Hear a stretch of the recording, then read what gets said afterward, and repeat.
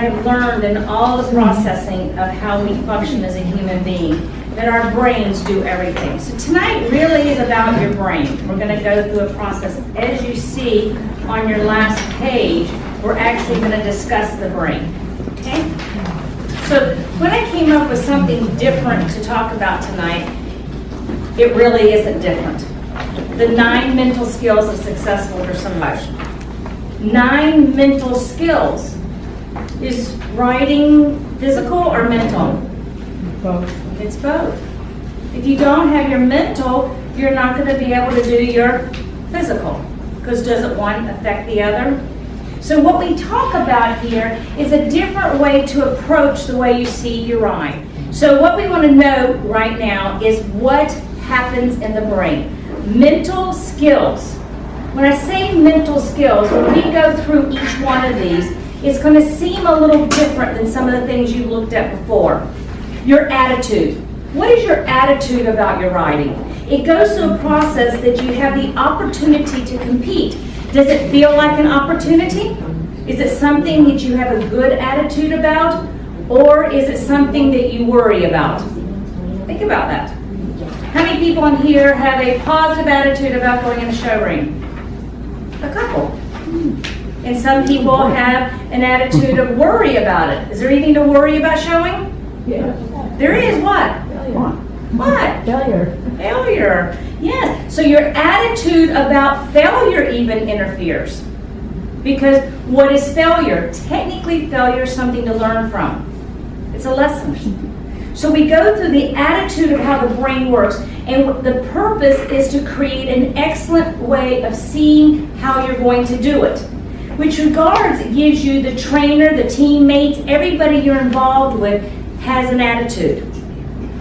If there's one person with the bad attitude, what happens to the rest of it?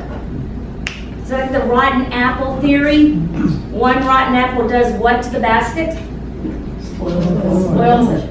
So sometimes we have to become aware we can't be in control of everybody, can we? We can't control our trainers, we can't control our teammates, we can't control whatever's happening in our day that day. So what I like to teach is an attitude that you can handle it and filter it so you can get past it. So as your attitude needs to change, you need to do what? You need to have balance. You need to have, like, between the writing and between the rest of your life, you've got to create some sort of what? Dialogue of acceptance of some sort of way of balance. This is really just a life lesson here. The life lesson is your attitude about everything makes a difference, isn't it? I think attitude, is number one in a lot of reasons because of the way we respond to it. The next one is motivation. What is your motivation to write? Why are you writing and or competing? Any good answers? Fun. To learn. To learn. And we actually get addicted to these horses and we just can't live life without them. Isn't that part of it? I mean, I'm guilty of that. It's so incredibly challenging. And it's challenging. It's challenging, and the motivation becomes awareness of the rewards and the benefits.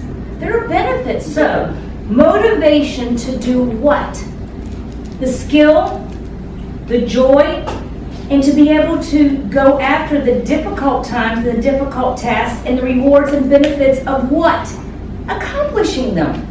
Isn't it a reward to work on a transition and then get it, or a lead change and get it? But the mindset is the motivation is to feel the benefit of what you're doing. What I find very, very important is sometimes when you're negative and you're having a negative connotation or negative feeling toward that, you're not reaping all the benefits that you can have. You're stifling yourself for the outcome that's possible.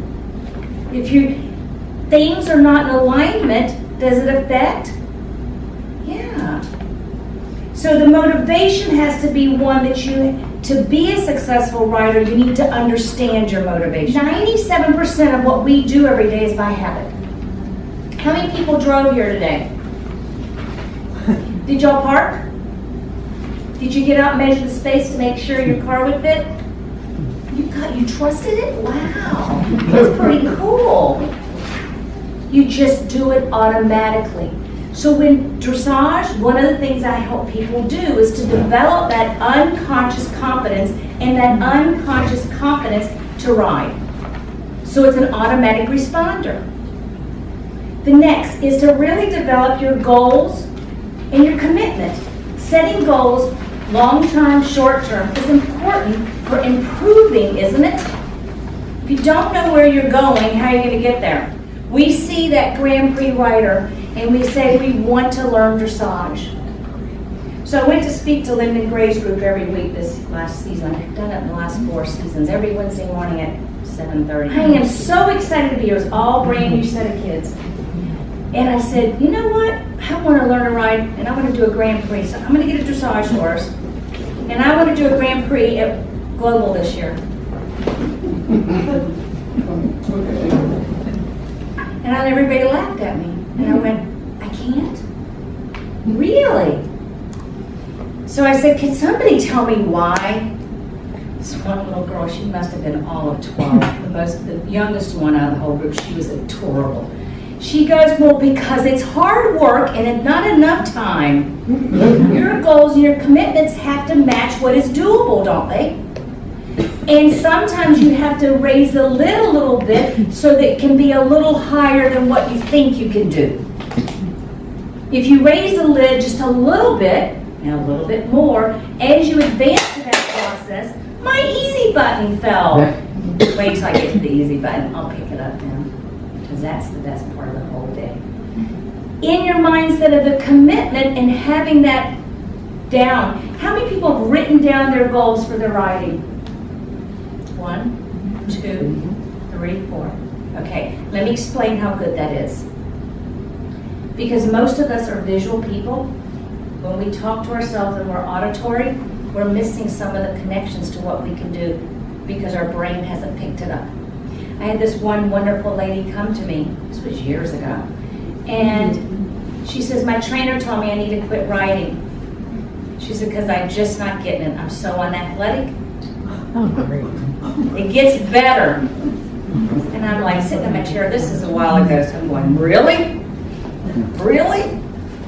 And I said, okay. She said, I really want to ride, and I love my horse, and I really love dressage. And she said, I get my left and right hands mixed up. And my trainer can't stand it. Within 5 minutes of talking to her, I realized she was a visual learner. Her trainer was yelling at her. It was not computing in the computer of her brain. Therefore, her body could not produce what she was being asked to do. Therefore, she mixed up her left and right. So I hypnotized her, got her left and right straight, hypnotized her to be more auditory learner, then I taught her to ask the trainer to show her. Show me what you want me to do. I helped her create the commitment and the goal of what she needed by what it looked like to be realistic and measurable of what was possible for her to learn. Then she advanced. She did switch trainers, and I did help her for a good, probably 8 sessions. We did some great work. Then I didn't see her anymore. So the next year, I was at Home Goods, and I run into her. She says, I'm still riding great. I know my right from my left, and it's awesome. And I still listen to your MP3s. So it's an advancement of the training of the brain to be where you want it. So when you get to the subject of your commitment, you want to make sure they're measurable, they're realistic, and you want to make sure that your performance at the moment, you're not stifling yourself by believing you can't do something more. Oh, I can't do that. That's too hard. What does the word hard mean? What's the word hard mean? There's a hard surface. What else? Difficult. So if you believe something's hard, is it going to be harder to do? Yes. Yeah. So if you believe something's easy, do you think it might get easier to do? Yes. That was easy. Think about this for a moment. I want you to add to your goals and your commitments that you're going to make it easier. My mindset is that belief system. What we're talking about here is being able to build your goals and your commitments that you believe you can do. That you believe you can do. So I think it's important to commit to that and willing to carry out the daily demands that require for that training to happen. Yes, we want to mimic and mirror match the role model, the Olympian, the winners. But when we create what we want our commitment to be, it needs to be more realistic to what is doable, right? Then you need to write that out. You need the visual of what you're committing to, the I am of what you choose to do. It happens to be a part of a lot of sports that there's jealousy and there's judgment. So number 4 is all about people skills. People skills. It's easy to forget that you are part of a larger system that includes family, friends, and other participants, trainers, and others. Realizing so important that the communication in their thoughts and feelings needs to be these people who need it, and listen to them well. Listen to the people that you're around that know what they're talking about. People skills to be open to them and not let a judgment block your hearing, block your advancement. Because sometimes what happens to people get an attitude and it affects one important part. Your brain doesn't listen. So if you don't absorb the information, you're not going to be able to handle it.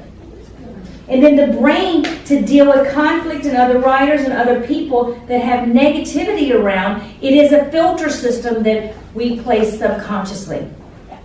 The brain can associate to that.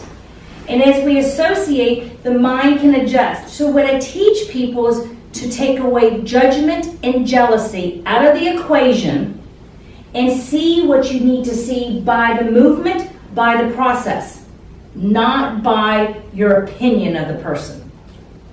I sit in my chair and I hear people think their opinions of certain people, and I know those people, and I go, no, they're not. They're just in their head getting ready to compete.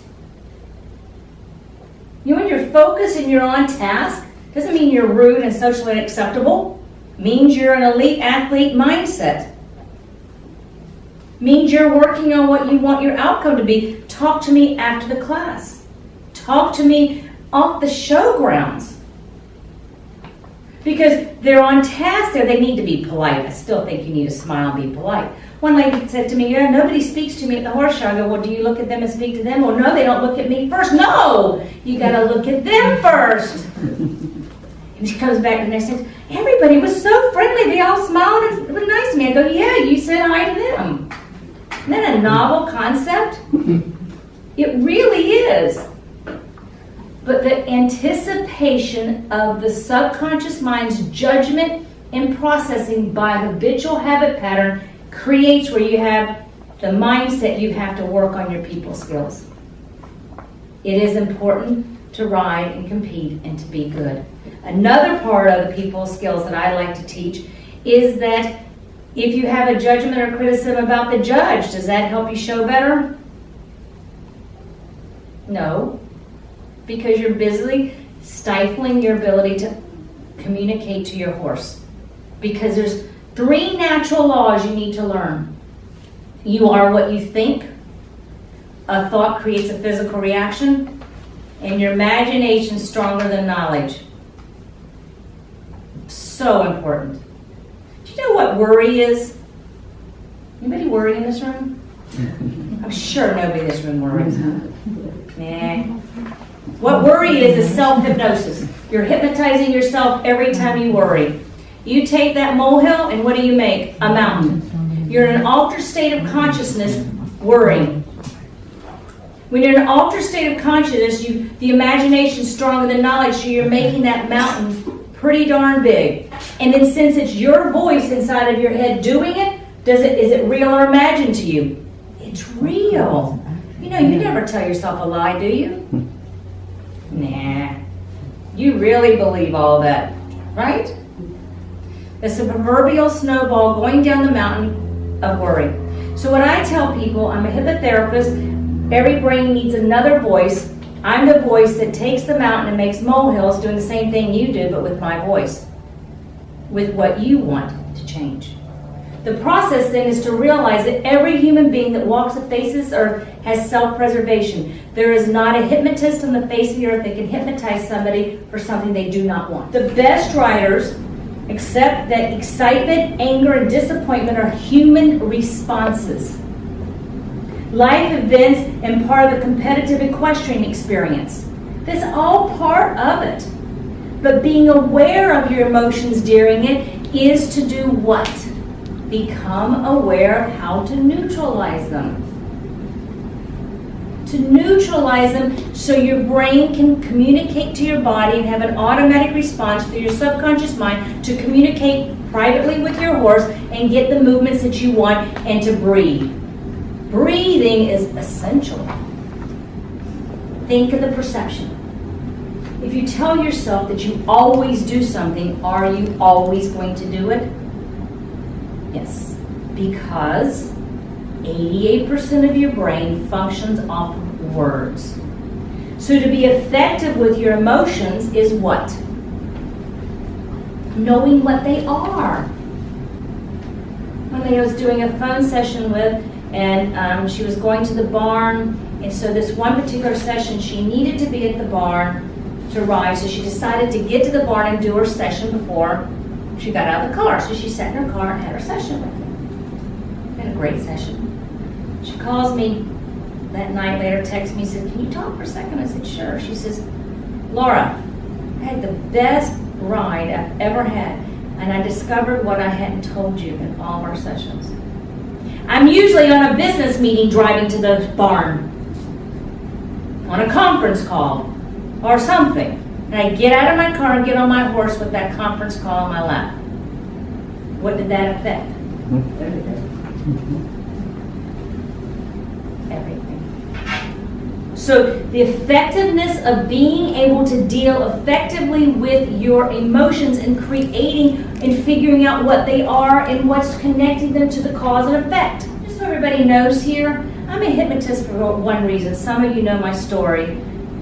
40 years ago, I was very depressed, tried to commit suicide 3 times. I was in and out of Palm Beach Institute 3 times. My parents decided, my mother, she was an out-of-the-box thinker. And when she got me out of intensive care the 3rd time, she says, "Boy, those drugs and those therapies just not helping my daughter." When I went to school, my first day of internship, I had a panic attack.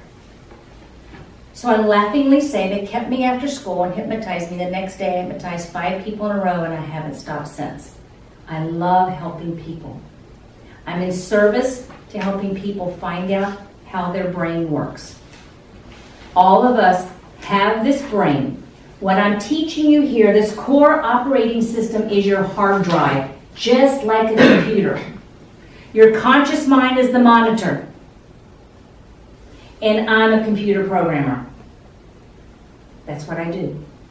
So you get in here, your decisions come next. How do you make decisions? You make decisions because you learned how your parents did, how you were taught. Your time coding. Time coding I've really studied a lot because I'm putting together some new programs. Time coding, you're born, you see you gotta go to elementary school, junior high, high school. Time coding and advancement, y'all, is very important. That's your time coding of what you plan to do with your dressage riding. That's your time coding of what you want to do in your life. You project that so you can become it. It's called timeline therapy. I call it the Achieve Progress Report. It's really progressing forward with what you want to do. And your decisions help you decide what you want to do. And if you don't like how you make decisions, it can be reprogrammed. Your meta programs are important. One of the meta programs we've already talked about tonight is wearing clothes to leave your house, driving on the right side of the road, being right-handed or left-handed. All of those things are meta programs. Here's what happens. This information comes in and finds something that it relates to and gives you a what? An internal representation, a state, a physical result, and that goes around and gives you your behavior. This is how behavior happens. Now, what happens in the brain, we have filters that either we delete, we distort, or we generalize information. What is fear that's not real? That's distorted, isn't it? What is learning to neutralize whoever is in the judge's box? That's deleting or generalizing. You can delete too. So that's changing the program to be functional to how you want to perceive what you're doing. So the filters are what we work on to help create the filters that work. We had one person who was going to Devon, and we blocked out everything outside the ring. The fire alarm went off, and she finished her test and won the class. Everybody says, you didn't respond. What fire alarm? She didn't. We blocked it out while she was in the ring. So what happens with this behavior, in our brain, when we have stress, when we have anxiety, when we have negative anything, it impacts our ability to focus, it impacts our ability to learn, and it impacts our relationships. It impacts it all. So by mindset of learning, like even going through these processes that I gave you and creating the way you want it to be, you're impacting a new attitude, a new way of thinking, and a new judgment code. And then you can actually go one more level with it. Create what you want to do. Be able to give that judgment in the mindset of who you are, to look internally without being judgmental. We all function with a need to create what we're doing. The brain is set up to do one thing: find solutions. Everything you do is a solution. Everything. You walked in this room, the chairs are set up, they're stuck on the chairs. You walk in, you didn't go, oh, there's a chair, I need to walk in, I need to pick up the stuff. Oh, should I hold the stuff? No. You walked in, your brain solutionized the atmosphere, figured out that I was probably going to be the one to sit up here and you were going to sit down there, right? And then you walked in and sat down and said, I wonder what this is about. So solutions is the process of what you're doing all of the time. When you drive a car, aren't you always doing solutions? Your brain memorized the dimensions of your car, memorize the road, memorize what it can handle, where it can go. I have a car that blinks all the time at me now. It beeps to remind me that I'm close. But the mind also has my own radar system, like my car's been installed with. Because our brains are solution-based. I have done this research this year with a couple really good writers. Everything you do in this dressage saddle, we believe now, is solution-based. You're always coming up with a solution for what you're doing. You start thinking that way, I can guarantee you your writing will improve. Our brains are so easily programmed. Tell yourself what you want to accomplish by way of training your brain. To finalize some of this, to tell you how that works, my husband's my third husband. Made a couple hiccups along the way. So I wasn't making really good choices with my husbands. So decided I was going to change that routine. And now back in that day, I read a book called The Power of the Subconscious Mind. It was written in the 60s. There was a paragraph about attracting the ideal husband in it. So got my typewriter out. Not the greatest typist, but I could hand type pretty well. And I hand typed a script. That I took that information to change my perception and what I was attracting for a husband. And I took that, I read it every night before I went to bed and read it every morning when I woke up. I met my husband on I-95 in traffic.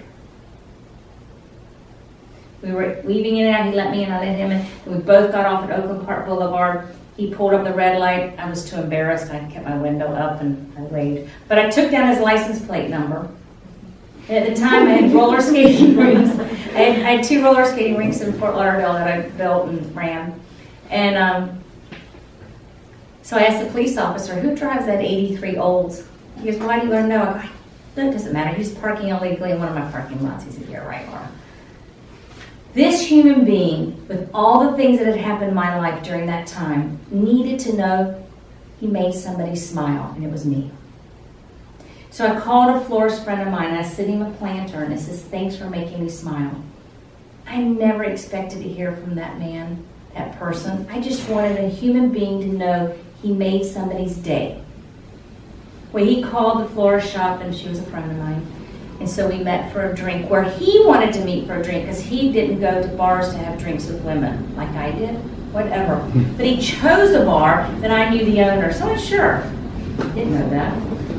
We met, we talked for a couple hours, we dated for a good 6 months, and then we kind of broke up for a month and we got back together and we've been together ever since. What is meant to be is going to be if you believe it. So choose the things that you think. Choose the things that you want to come to fruition because the law of attraction is real. It's not always the way The Secret presents it, but it is real. We are what we think. A thought creates a physical reaction, and your imagination is stronger than knowledge. It is. So the perception of the mindset and hypnosis is a tool to reprogram your brain. It's a tool. It's a tool that I mentioned earlier. We hear our own voice all the time. We think, see, and do somewhere in the neighborhood of 350,000 to 450,000 words and images a day. And a lot of that chit-chat is our own voice. Do you think our brain gets tired of our own voice being the same old negativity? Yes. So it creates anxiety to... Your self-preservation is what anxiety is about. So self-preservation is activating the anxiety for protection. So remember that your thoughts create a physical response to who you are. Remember your thoughts are important. Remember that you too can change your thoughts. Okay? In the mindset, there's another part of the equation, neuro-linguistic programming, role modeling, anchoring, and the theater of your mind. Those are the things we're doing to activate that way of doing all things. You are what you think adds to that equation. So if you want something, I can sit here and tell you you can accomplish it because I have. And I've done it with the tools. I get people, they come to me, they listen, they get better, then they don't listen for a while. And they come make another appointment. It's good for me, but I go, why are you back? Well, I haven't listened in a while. I go, you can keep and take care of yourself by taking care of yourself. It is called self-discipline. So you take the wheel of your life and you make sure it's rolling smoothly. And then you can create whatever you want.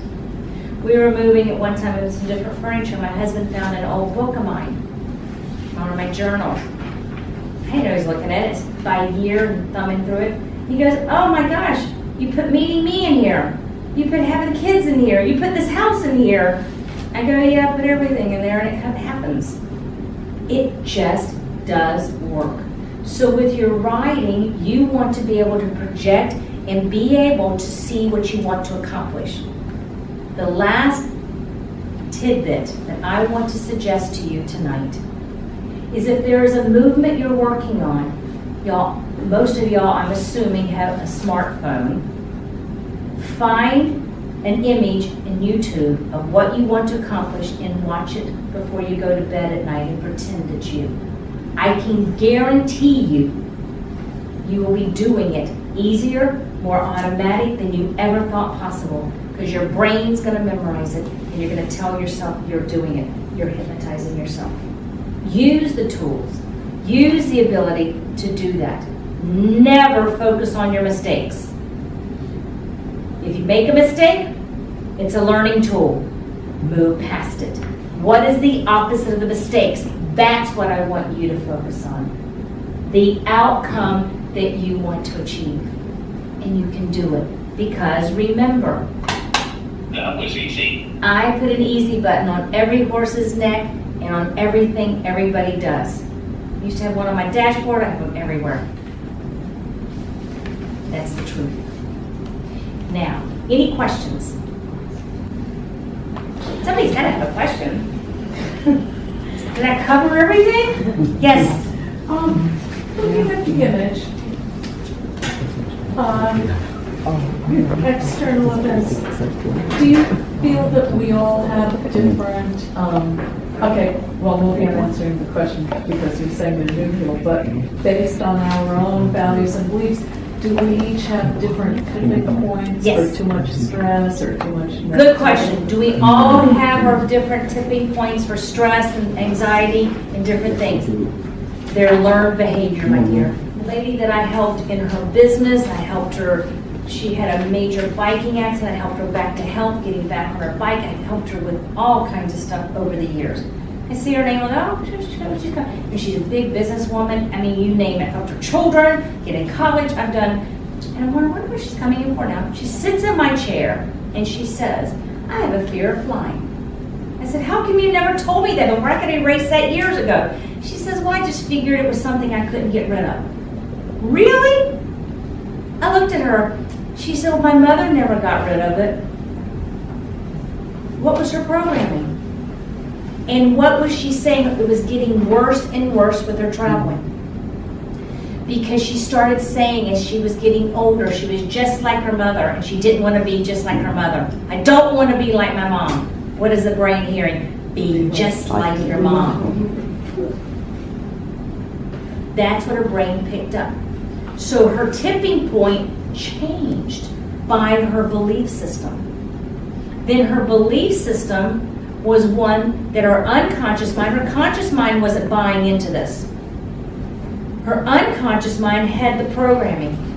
Since she was born, her mother has had a little toddy snuck in her purse to drink before she got on the plane.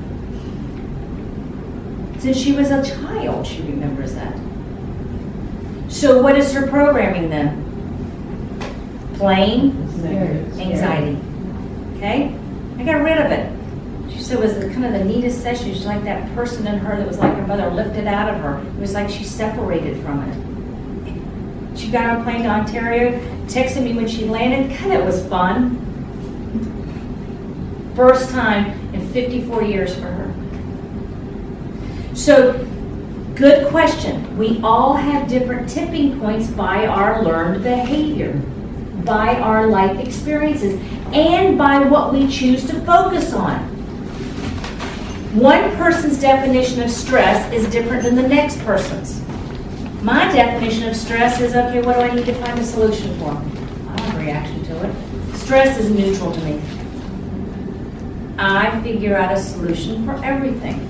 So what does that do then? It overrides the necessity for the brain to give me a stressful reaction. I don't need a stressful reaction. I don't want one. I don't have time for one. I was driving at my one office for 10 years. I was out here on South Shore Boulevard at my nephew's office, Raymond James' office. And I'd get on the phone and want to call my mother and call my sister and everything. My sister I'd call, and all she would do for the first 10 minutes was tell me how tired she was. Well, I just saw 11 people. I feel great. I'm going to meet my husband at a restaurant and have dinner, then I'm going to go home. I'm excited. By the time I'd get to Southern Boulevard, I'd be yawning and going, oh my gosh. Here's another tip that I didn't plan on telling you. Talking on the telephone bypasses your critical factor like I do in hypnosis. So when you're having a serious conversation, make sure you're not busy doing something else because they're bypassing your critical factor and having an effect on you. Whether they're tired, whether they're angry, whether they're depressed, whether they're gaining weight, whatever their issues are, they're programming you to take on their issues. I learned it the hard way. It didn't dawn on me till I gained 10 pounds listening to my girlfriend bitch or, complain every night about all the weight she gained. And I'm like, what is different? None of my food intake had changed. None of my food intake had changed. And then it dawned on me. I call her also. So now I have rules. Anybody I talk to on the phone, no negativity. Unless you're a client and we're doing a session where I'm focused on what I'm supposed to be doing. Not when I'm driving and focusing on other things where you're bypassing my critical factor. So my sister, I just don't talk to her when I'm driving home because she doesn't know how not to be tired. She doesn't. She's been home all day. She's still tired. So the mindset is the brain's association to what you want it to have happen. None of us have time to be tired. Oh, one more ditty and I know I'm at the end of my time. Protein is the most important thing you can do for your riding. There is a website called premierprotein.com. I drink their shakes. This is not a sales pitch for their shakes. They're just easy. I get them at Costco. Publix has them now. They taste wonderful. They're in a little container, and I can carry them wherever I can go. I can put them in a baggie and put them in my suitcase and travel with them. They're easy. They're 30 grams of protein, only 165 calories. They have a couple ingredients that some healthy people don't like. But if everything else you do is 100% perfect, that protein is not going to hurt you. But here's why. Your brain needs protein to ride.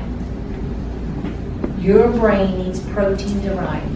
On that website, you can do a calculator and see how much protein you need.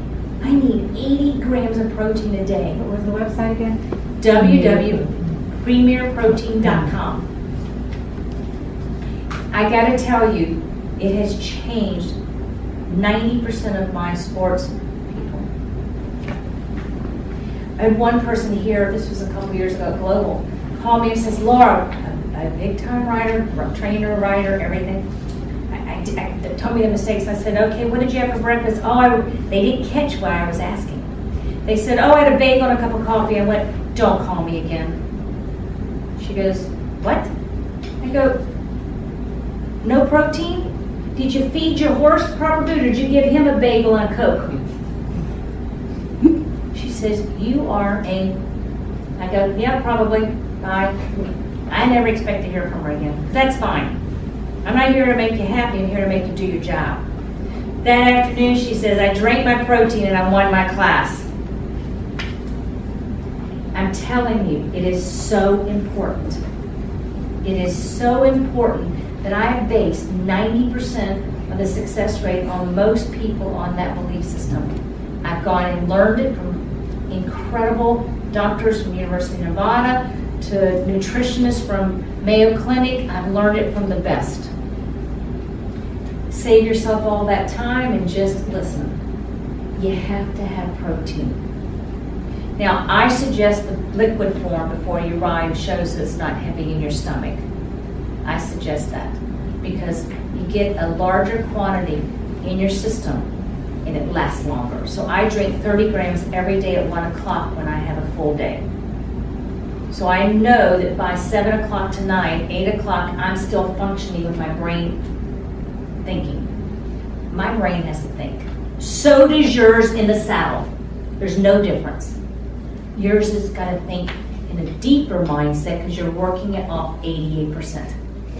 And it needs protein. It has to have protein.